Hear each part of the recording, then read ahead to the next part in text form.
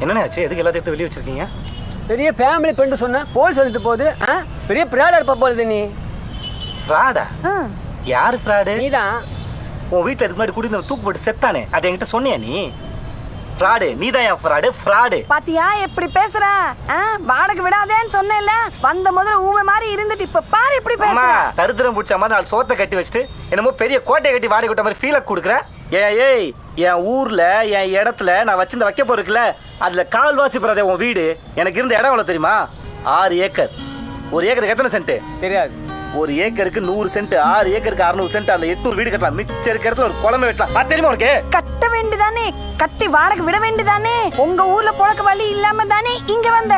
பொழைக்க வழி இல்லாம வந்தவன்ட்ட இப்படி வழிப்பறி பண்றீங்களேம்மா, அது நியாயமாமா? ஐயோ அதான் வாடகை வாங்குறீல, அதான் இந்த கரண்ட் பில் தனியா 8 ரூபா. கீழே இருந்து மேல வந்து ஓய்வு வலிக்கிற மாதிரி யாரு வாடகை கொடுக்குறது? வீட வாடகை விடுறாந்தா கீழே இருந்து ஒயரை வலிச்சு மேல ஒண்ணும், ஃபேனு மாட்டணும், பல்பு மாட்டணும், மோட்டர் போட்டு தண்ணி வர வைக்கணும். இதெல்லாம் சேர்ந்தா தானே வீடு. ஏன் விளக்கு என்ன? அதுக்கு தான் நீ வாடகை வாங்க முடியும். என் புருஷன் இப்படி பேசுற, ஏயா இப்படி சில மாதிரி நின்னுட்டு இருக்க? பார், நாங்களாம் இருக்க இடம்லாம் இங்க வரல. ஊர்ல ராஜா மாதிரி வாழ்ந்தீங்க, புரியுதா? பிச்சைக்கார பசங்க பொறுக்கிட்டு போங்க. யோ சொல்லு. ஹேய் ஹேய், இந்த திங்ஸ்லாம் யாரு? உங்க ஒப்பனை எடுத்துமோ வா, எடுத்துக்கு போயா.